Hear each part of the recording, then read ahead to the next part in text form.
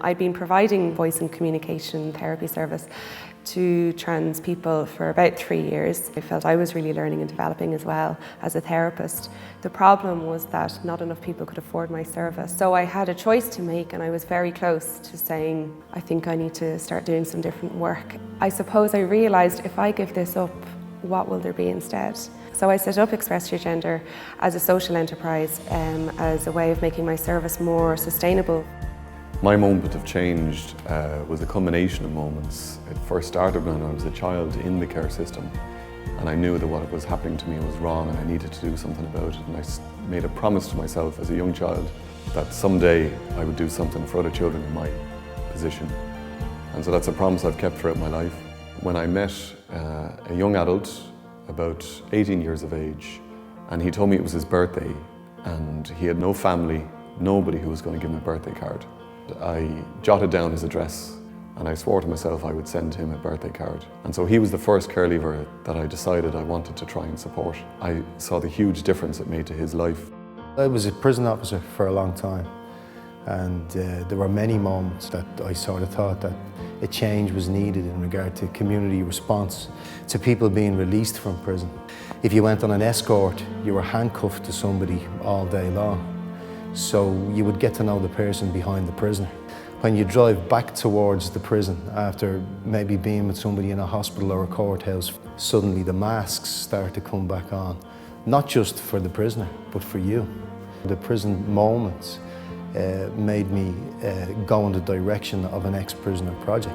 I'm a counsellor myself, and I counselled 2 young women in 2010 battling postnatal depression, who tragically died through suicide.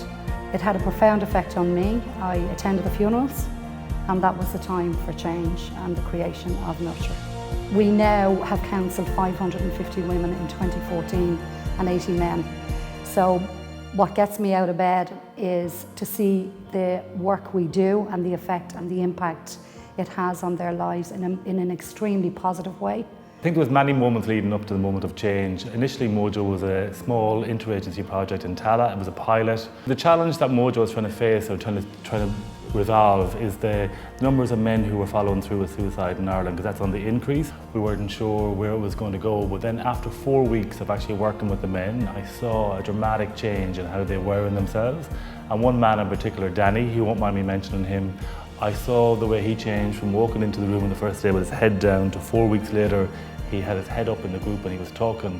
And I just saw that those men who are given support by other men can have profound change quite quickly. I've always had a great interest in recidivism myself, and done quite a few studies into reoffending behaviour and how do we prevent recidivism.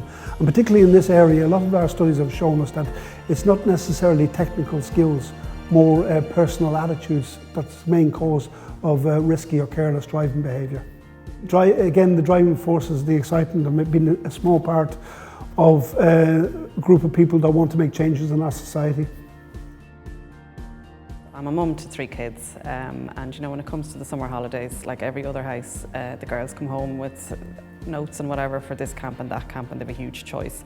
But from my son Rory, who has special needs, not only did he not have a choice, but there wasn't even one camp that I felt would have been suitable and would have been able to cater to his needs and his abilities. I felt we had to do something about this. I felt he needed, it was only right that he should get the same opportunities as his sisters, and I suppose, to be honest, like every other mum, as the summer holidays roll on, I wanted a break as well, so that's when I decided to do something about it. Myself and Rain worked together in an organisation, and from there we were meeting and talking with children who were presenting with suicidal ideation or had actively tried to kill themselves already, and we figured that something had to be done. Social entrepreneurship is not being satisfied with the standard, not being satisfied with the black and white and what was done before. Both of us were trained in psychology and were working in that field at that time, so we decided we needed to do something better. We needed to start working in the field ourselves. I had a problem in the last local elections, and there was 23 candidates in my constituency, And I was really frustrated how difficult it was to get information on every candidate. And I thought to myself at the time that there has to be a better way to make an informed voting decision. So I took the time and I grabbed the opportunity to come up with possible solutions. I thought Irish politics was very confusing.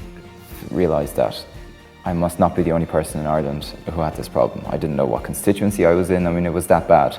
So I got in touch with Keith. I said, look, I want to help out with this. I think it takes someone who has a belief in the need for change to happen, and they have to be willing to take that risk against all the odds. And I think that's what I love about social entrepreneurs.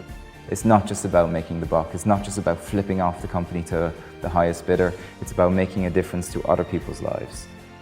I think it requires individuals who have the drive, who have the experience and the expertise to work for the greater good of society. Because if there's an amount of people who can do that, they can affect hundreds and thousands of people, and those in turn can affect others, that we can make Ireland a better country.